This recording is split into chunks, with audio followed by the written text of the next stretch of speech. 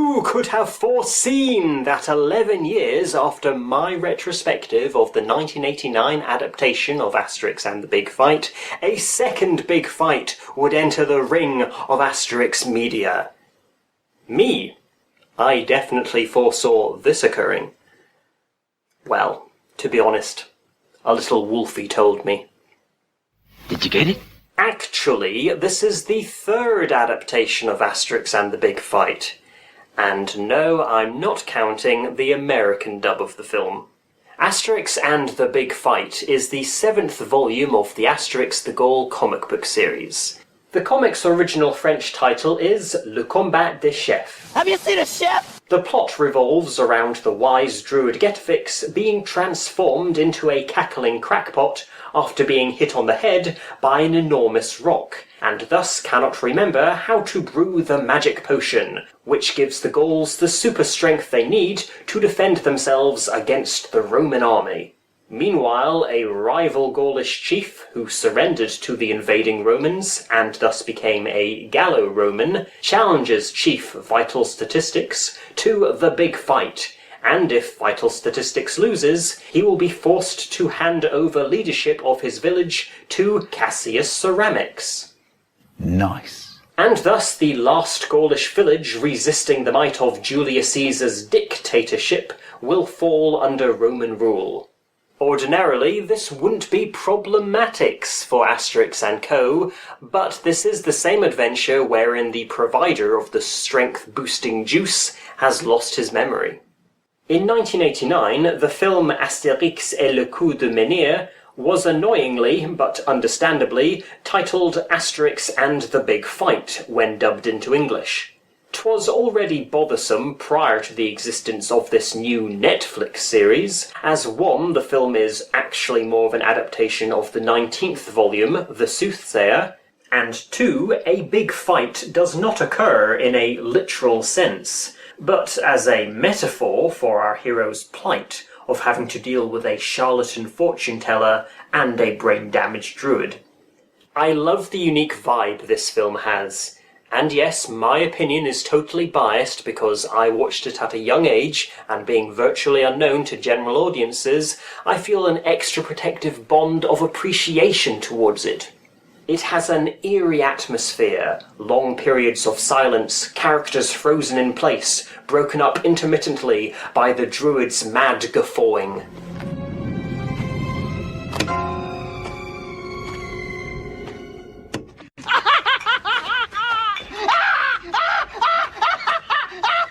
If Hitchcock or Kubrick had ever made an animated film, this would have been it. In 2019, Park Asterix, the Disneyland equivalent of ancient Rome, Egyptian, Norse and Greek mythology, launched a new attraction, Attention Menhir, a short film that abridges the giggling Getafix plotline of the Big Fight comic. The attraction of this attraction is it is a 4D immersive experience. I've always wanted to know what being hit on the head by a 25-ton rock feels like. Instead of popcorn, audiences can buy buckets of aspirin.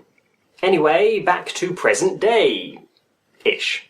In 2021, it was announced that Alan Shabat was going to produce an animated series based on Asterix and the Big Fight. Admittedly, my excitement dissolved somewhat between reading Asterix Netflix series and Big Fight. René Goscinny and Alberto Uderzo created 24 Asterix volumes, plus an additional 8 Uderzo scripted and illustrated himself after Goscinny's death. Only 11 have been adapted into films, 2 of them twice, and this one thrice. But Le Coup de Menhir only features half of the Big Fight's plot, so does Attention Menhir, and that's not even a film.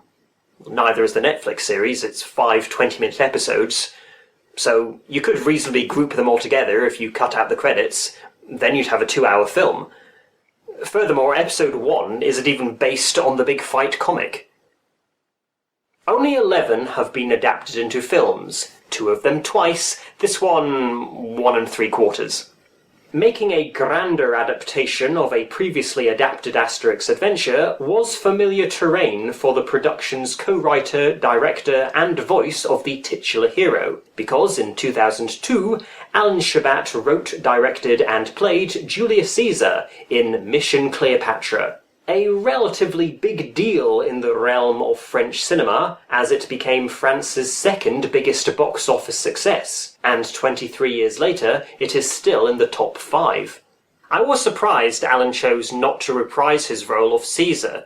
Granted, his portrayal of the Roman Emperor was more immature than mature, but he has aged 20 years since Mission Cleopatra. I made the second highest grossing French movie of the noughties. You're damn right I'm voicing the main character. Joining Alan behind the microphone is Gilles Lelouch, who played Obelix, Asterix's super-strong but simple-minded friend, in the newest live-action Asterix film, The Middle Kingdom. Once again, I was surprised by this casting, as I would have thought Alan would not have wanted any residue from that turd tarnishing his Asterix production. Having played the character in 4 of the 5 live-action Asterix films, I wonder why they didn't cast Gerard Depardieu to play Obelix. The Big Fight is one of the few adventures in this series to take place almost entirely within Asterix's little village. Thus, I naturally assumed the Netflix series would feature ample amounts of Cacophonix the Bard, Fully Automatix the Blacksmith, and Unhygienix the Fishmonger. While they do appear throughout the 5 episodes, these 3 characters are only given one moment in the spotlight each to showcase their main motifs. Cacophonix tries to sing. Totally Unhygienix is oblivious to the unsanitary quality of the fish he is selling. I picked them up on the beach last week. There's a lot of flies, though. Oh no, I won't charge you for them. Fully Automatix points out that given his muscular physique, he doesn't actually need the magic potion to enhance his strength, leading to the trope of the fishmonger and ironmonger arguing. That's all, folks. Perhaps this was to counteract the extra exposure these characters received in Secret of the Magic Potion, wherein Unhygienix was experimenting with potions, and Cacophonix was appointed the village's substitute chief. However, Geriatrix becomes a prominent character in episodes 3 and 4, as the grouchy old codger appoints himself Chief Vital Statistics' fitness coach and sparring partner. The ladies of the village are more prominent, by comparison to the Mansions of the Gods film, where the only girl in the village was Impedimenta, the chief's wife. As in Secret of the Magic Potion, Impedimenta, Mrs. Geriatrix, Bacteria, and Mrs. Fully Automatix drink the potion and beat up the Romans, alongside their husbands. Ugh, Asterix has gone woke. How dare those women defend themselves with their own magically roided up fists? Doesn't this mean poor Getfix has to cook up twice the amount of magic potion he used to, thus depleting his resources quicker? Back in my day, the only magic potion my wife needed was a broom and a rolling pin. Impedimenta's voice in the English dub belongs to comedienne Daisy May Cooper. And no offence to the rest of the cast, but she is the only big British celeb featured in Asterix and the Big Fight's English dub. Well, a few of you may be blowing whistles, as Matt Wilkinson, Keith Wickham and Rob Raxor were voice actors for the CGI era of Thomas the Tank Engine and Friends. Our main Gaulish duo are voiced by Hayden Oakley and Ben Crow. Hayden has starred in a McDonald's advert, and a couple of musicals. And Ben has appeared in 6 episodes of The Archers. Anyway, Episode 1 of Asterix and the Big Fight opens with the Gauls attacking the Roman legion that was about to attack them. A very nice touch is the recreation of the inside cover image that is featured in all post-millennium editions of this series. Oh, I'm feeling a bit weak, get a fix. No, Obelix, no magic potion for you. I told you 1,000 times. These Romans are crazy! The remaining 20 minutes of the first episode takes place in the year 78 BC, and is based on how Obelix fell into the magic potion when he was a little boy. Although not officially one of the to-date 40 Asterix adventures, it is a short story René Goscinny wrote for the magazine Pilote in 1965, which Alberto Uderzo repackaged as a 30-page book. As in the book's illustrations, it is easy to distinguish who is who, as the younger versions of the villagers are all wearing the same outfits they wear in adulthood. Astonishingly stretchy fabric. As in the book, Obelix has a little wooden dog. That's almost as cutesy as Asterix and Obelix being born on the same day. Friendship goals! My closest friend's birthday is 7 months after mine. Bastard! 3 less childish characters are Getafix the druid, even his beard is the same hazardous length, and Vital Statistics and Impedimenta, who appear to be teenagers. The village chief resembles a much thinner Vital Statistics and is called Copacetic. It is never clarified whether Copacetic is Vital Statistics' father, and thus he inherited the position of village chief. The Wikipedia article listing Asterix characters says that Copacetic is the chief of the village in How Obelix Fell into the Magic Potion blah blah blah, but if you actually read the book, you'll see that the chief is said to be a younger, skinnier Vital Statistics. Unlike all the other parents of the village's future generation, Copacetic continues to appear throughout the next 4 episodes, and occasionally talks, which I'm sure Asterix fans like moi would have preferred those scraps of dialogue be shared with the already established supporting characters. But overall, he does virtually nothing despite his prominence. In episode 4, Asterix asks him to keep an eye on the delirious druid, but when he returns, finds Copacetic has gone, leaving Getafix in danger. He isn't even a member of the village council, which for some reason Cacophonix is. Possibly as a reminder that according to page 4 of every Asterix volume, the bard is listed as one of the 5 main characters. From a design point of view, Copacetic doesn't physically age, other than his hair goes white. Not even a single wrinkle in 28 years. I think Geriatrix should have been the village chief. They could have even made a joke regarding a younger man having an old-fashioned name. Can I tell him about our secret? No, Obelix, we said we can't tell anyone. You're gonna tell me right now!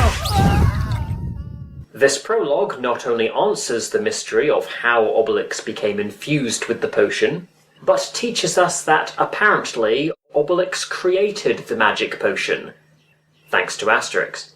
The children were not the originators of the strength-boosting broth, but as druids are forbidden to write down their recipes, Getafix cannot recall the correct combination of ingredients, and fears the village may soon be in dire need of the potion.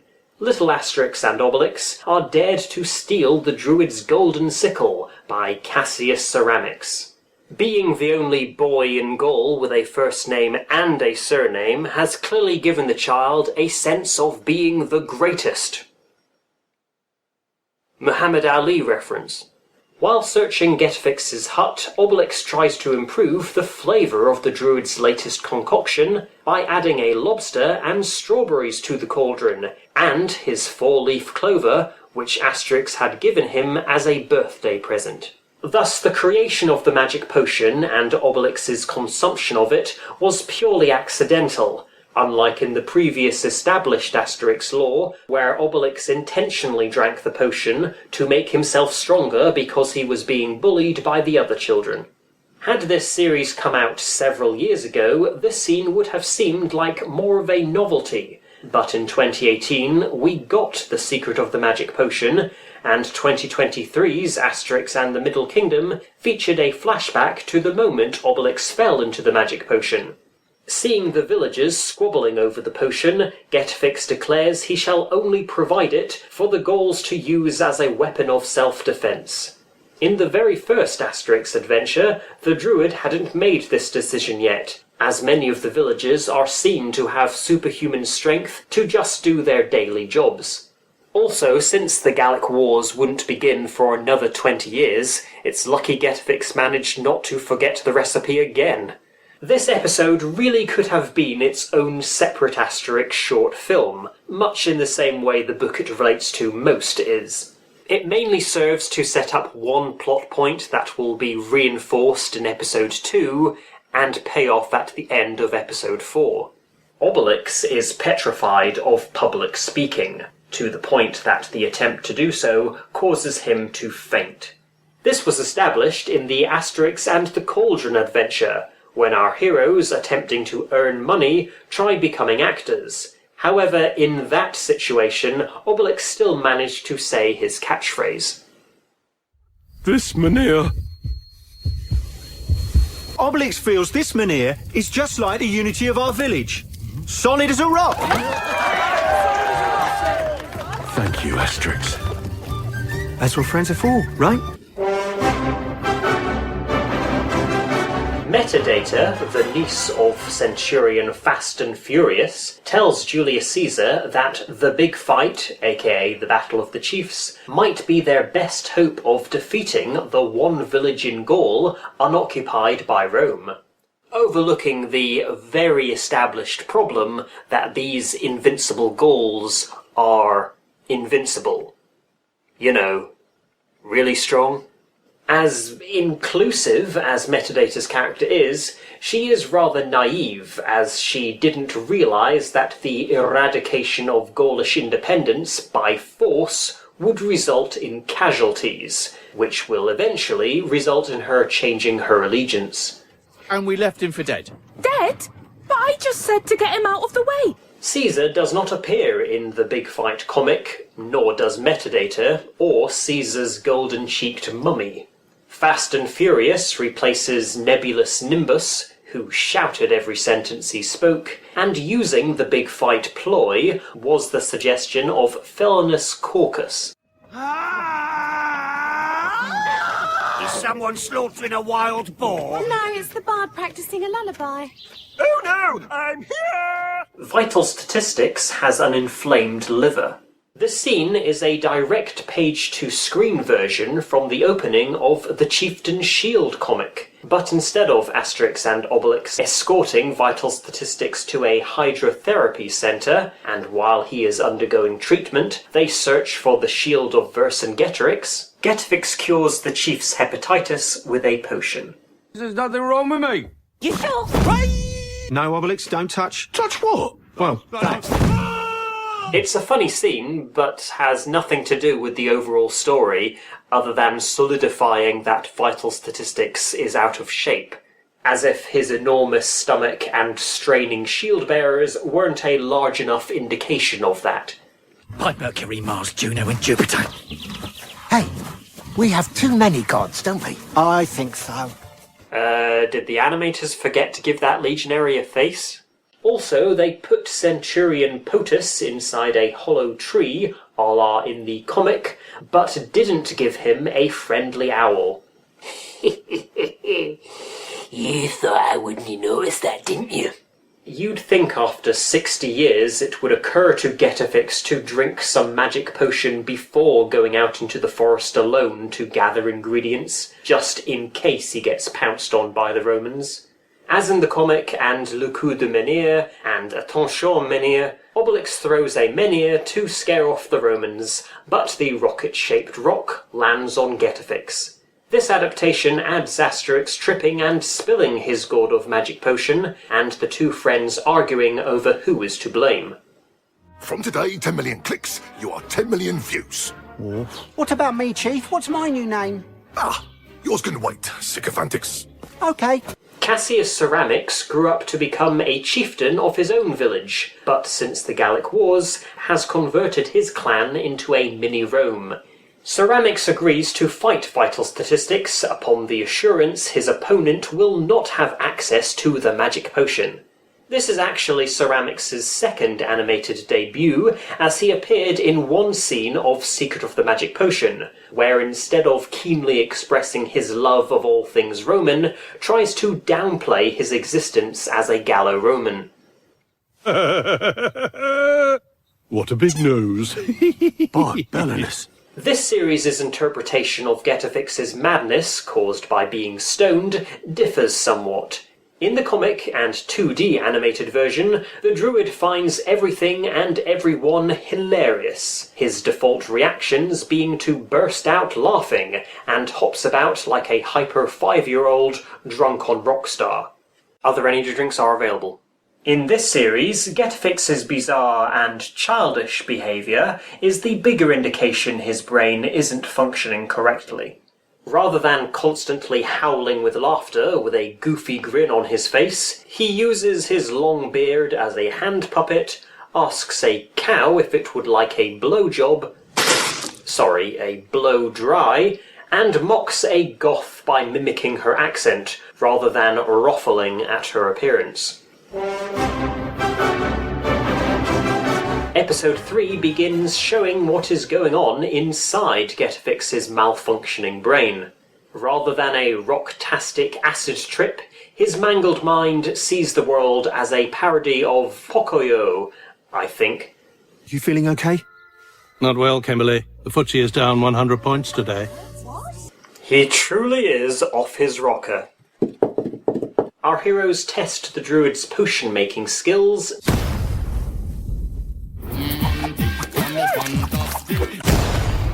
and that's how the hot dog was invented. The adaptation skips legionary infirm of purpose being cooked in a cauldron, and Potus is requisitioned by the Gauls to be their potion tester. The results match those of the original source. Each sip causes the Roman's skin to change colour, except one which turns his hair pink and one which turns him invisible, until he begins to feel very lightheaded. So not as an elaborate nor as traumatizing a sequence as in Le Coup de Menhir, where the potion has multiple effects on infirm of purpose.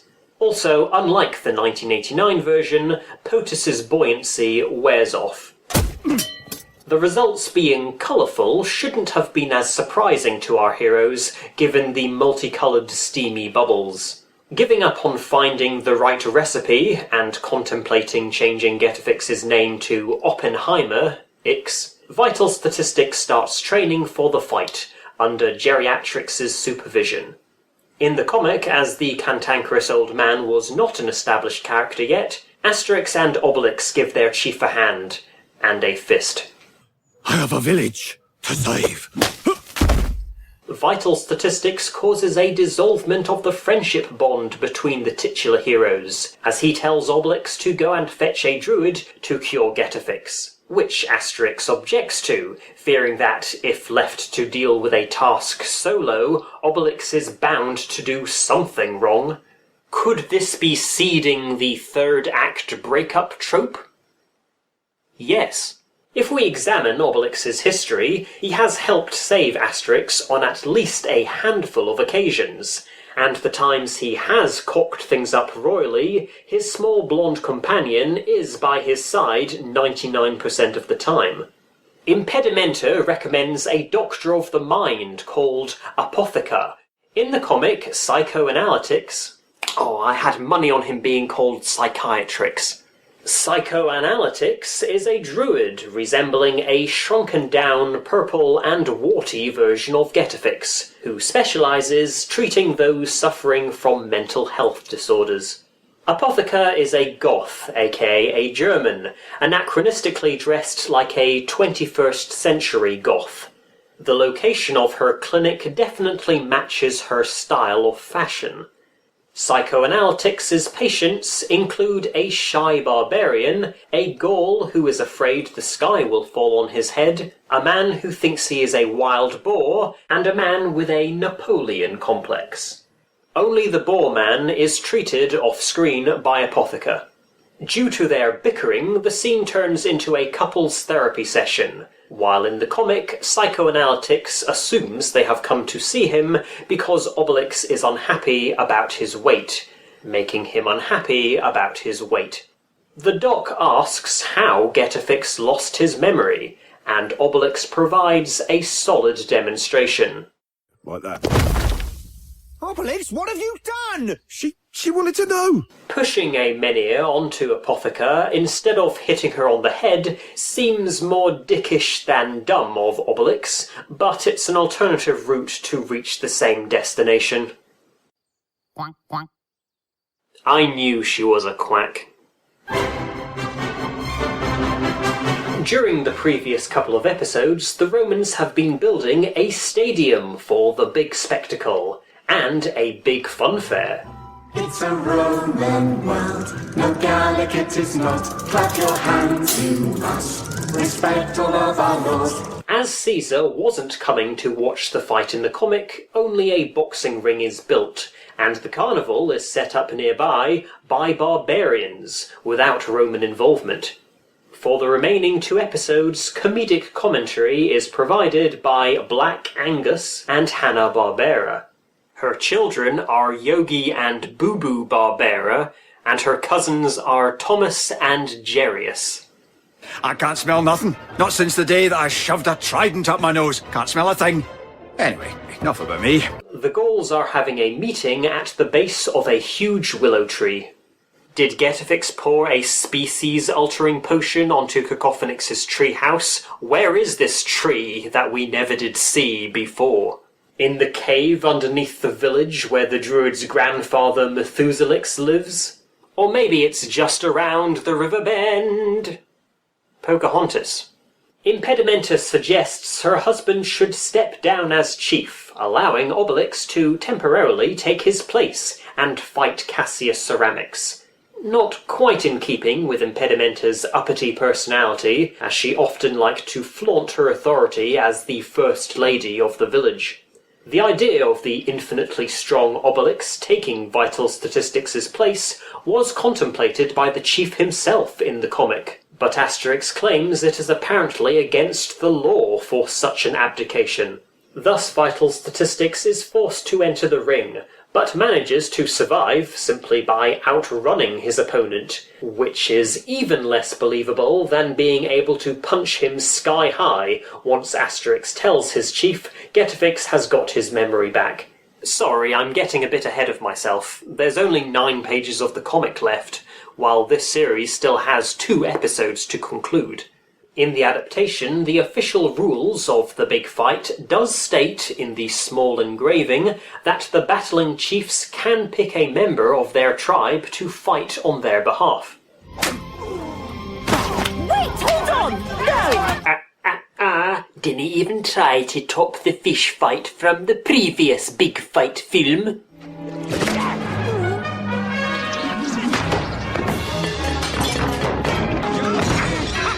Instead of gleefully crafting colourful potions together, both brain-damaged druids go with the rest of the village to the stadium. Would you mind if you posed for a quick mosaic? No, but of course, my pleasure.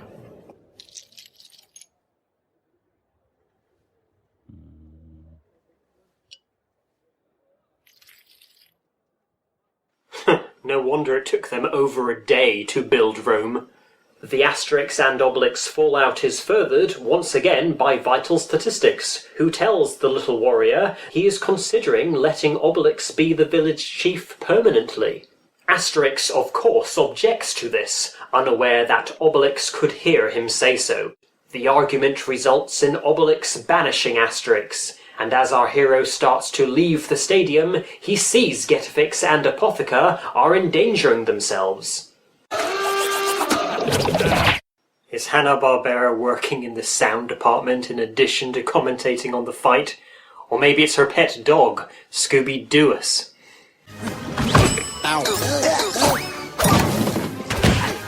Asterix receives several blows to the head in this sequence, which I naturally assumed would cause him to suffer from amnesia too. But he doesn't, and since it also doesn't result in restoring Getafix nor Apotheca's memories, it only serves to make Asterix miss the first minute of the fight, which was already going to happen because of his argument with Obelix.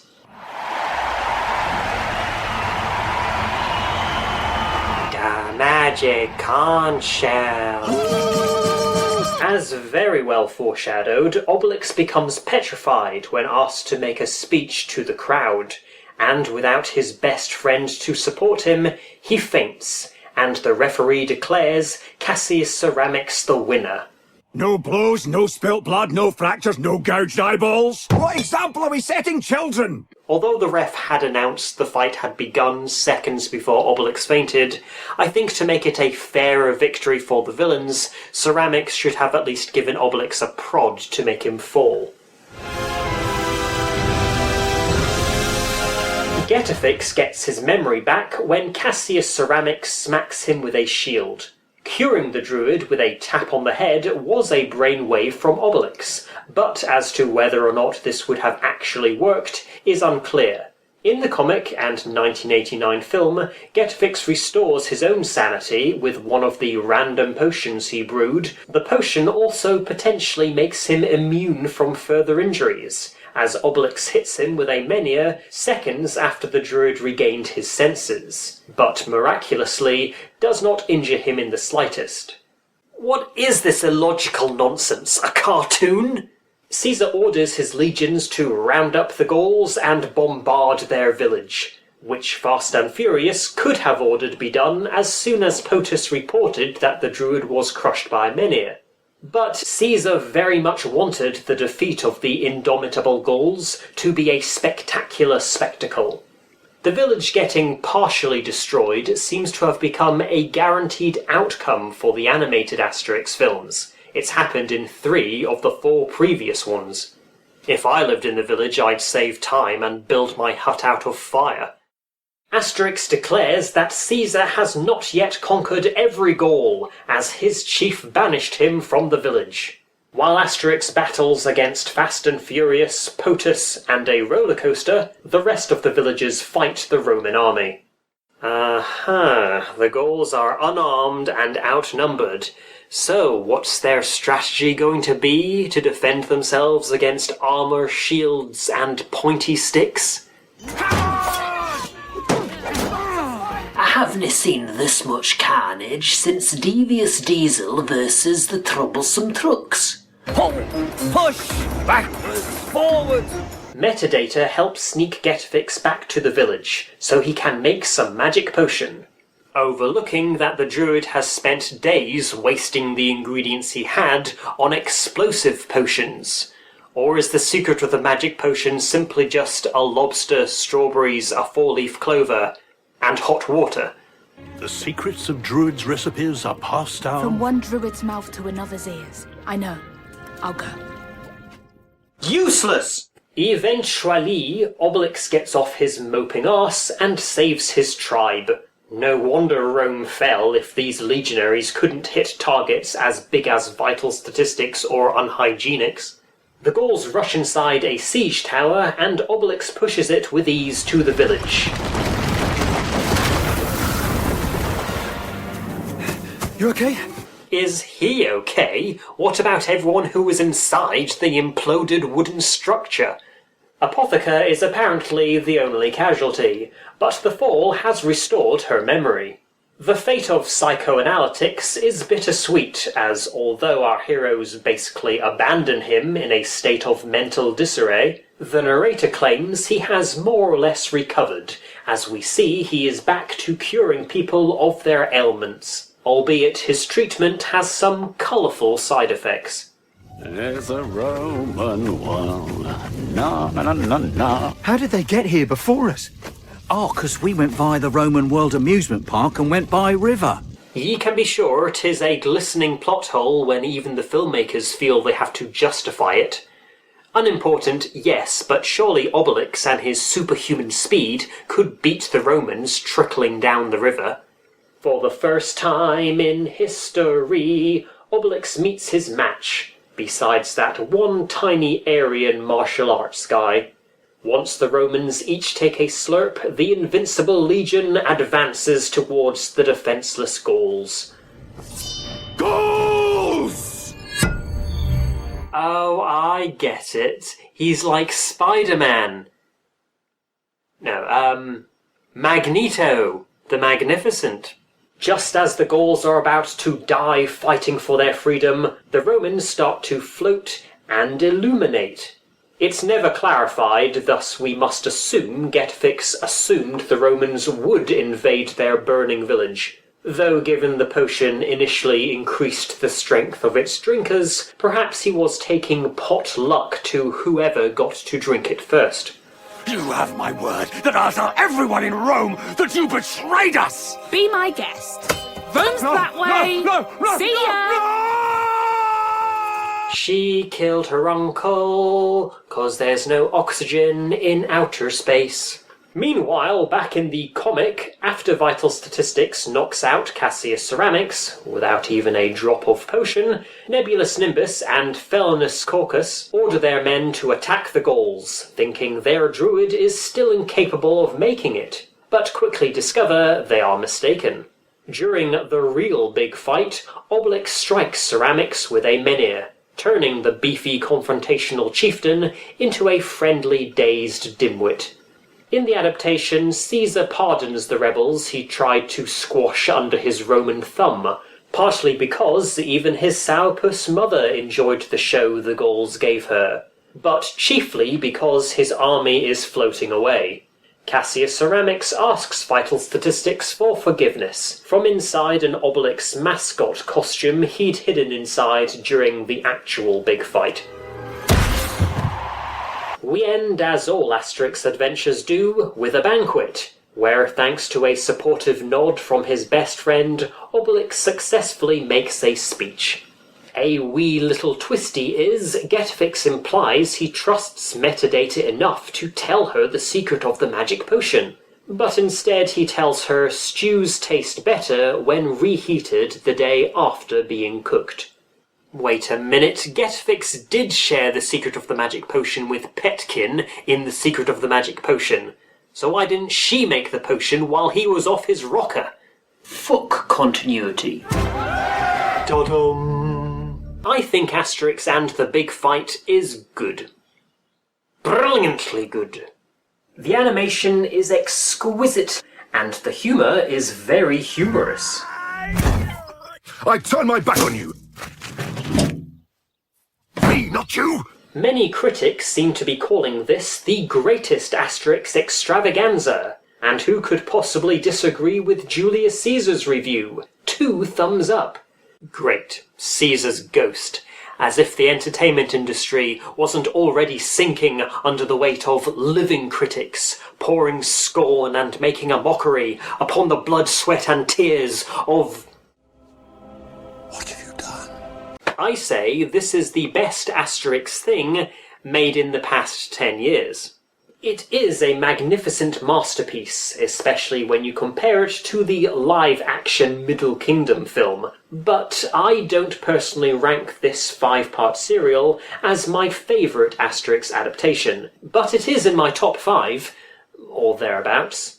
It's still superb, but my heart shall forever belong to Zonkt. Never Panino. If I was to award gold, silver and bronze medals to the 3 CGI adaptations of Asterix, Mansions of the Gods would get the gold, Secret of the Magic Potion would be bronze, and I'd slap the Big Fight with the silver. I do hope more Asterix products are produced with the same top-notch quality, preferably an adaptation of an adventure that hasn't already been adapted. Now I'm going out to catch a lobster, pick some strawberries, and pluck a 4-leaf clover. Then I'll be the strongest amateur YouTuber ever.